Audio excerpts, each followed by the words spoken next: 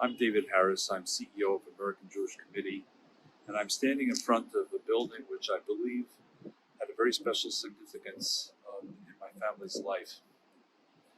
Into this building, a chemistry institute here in Vienna, in 1936, a 16-year-old boy entered. His passion was science. That was his all-consuming life. He wanted to be a scientist. He wanted to study chemistry and physics. And at the age of 16, he began those studies here. 2 years later, in 1938, he was expelled from this university. Not for bad grades, but for one simple reason: he was a Jew. So instead of continuing his studies here, he was deemed fit only to shine the boots of Nazi officers here in Vienna. That young person was my father. My father escaped from Austria in 1938, and he made his way to France. And there was a long story that followed. Until 5 years later, at the end of the Second World War, with the help of the OSS, the wartime spy agency of the United States, my father was brought to the United States for the first time. He settled there. He met my mother again. He had met her in Paris just before the war. They married, and I was born 3 years later. My father rarely spoke about those many years of persecution here, escape, survival, escape from a Vichy labor camp, or operations behind enemy lines back here in Austria with OSS. But I came to understand over the years one thing in particular. My father despised and hated this country, Austria, for three reasons. First, because of the way they treated him during his teenage years. Secondly, because of their wartime involvement. Let's remember Adolf Hitler himself came from Austria. And third, because after the Second World War, unlike Germany, Austria hid behind this image of being the first victim nation of the Nazis, rather than a perpetrator nation. And my father couldn't forgive them. In 1975, though, my father received a letter in the mail totally unexpected.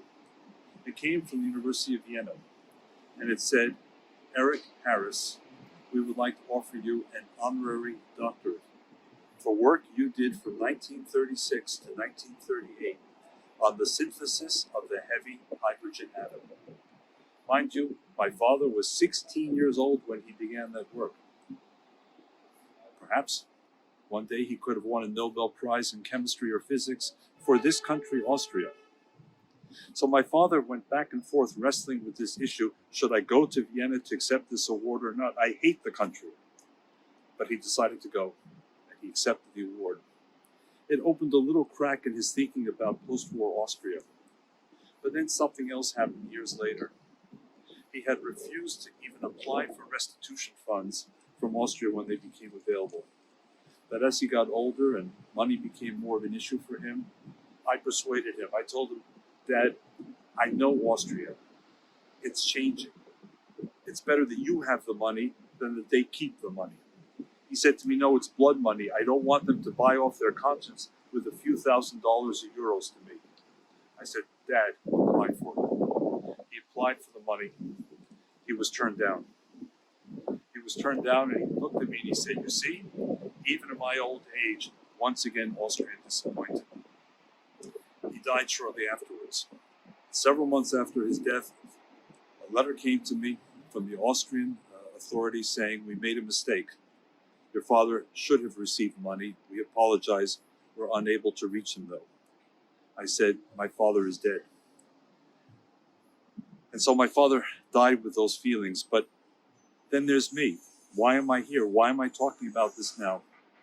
Because I first came to Vienna in 1978 in order to help the exodus of Jews from the Soviet Union. I began to see a different Austria, an Austria that welcomed Jewish refugees, that offered them protection. I saw Jewish life in Austria beginning to reemerge. The community was small. It was a remnant community. It was enhanced by some Jews from the Soviet Union, later some Jews from Iran, the Jews from Uzbekistan. But Jewish life was reemerging here. And so my eyes were opened a bit, but they really became opened in 2018. because it was then when the American Jewish Committee hosted our global forum in Jerusalem, Israel, for the 70th anniversary of Israel's rebirth, that one of the featured speakers was the Chancellor of Austria, Sebastian Kurz. And on that stage, in front of thousands of people and in front of the world, the Chancellor of Austria not only spoke clearly about Austria's historic responsibility, the protection of memory, the promotion of Jewish life in this country, the determination to fight anti-Semitism in all its forms, including anti-Zionism and the denial of Israel's right to exist, but he said one word which changed Austrian history. He described the relationship with Israel going forward as based on Staatsräson, the highest national interest of Austria. In doing so, he corrected historical anomalies of decades. And not only were those the words of the Chancellor, but they were the deeds and the actions of this government, which became one of the Jewish people's and Israel's strongest advocates at the United Nations, in the European Union, in the bilateral relationship, and certainly in the ties with the American Jewish Committee.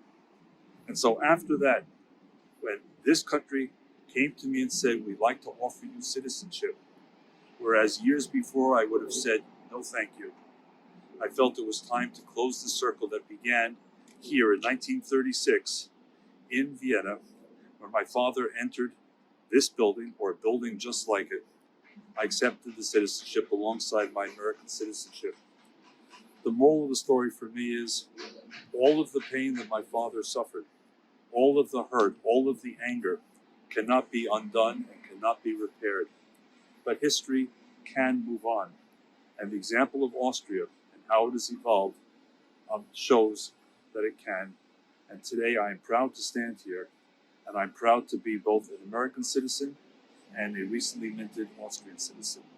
Goodbye, auf Wiedersehen from Vienna.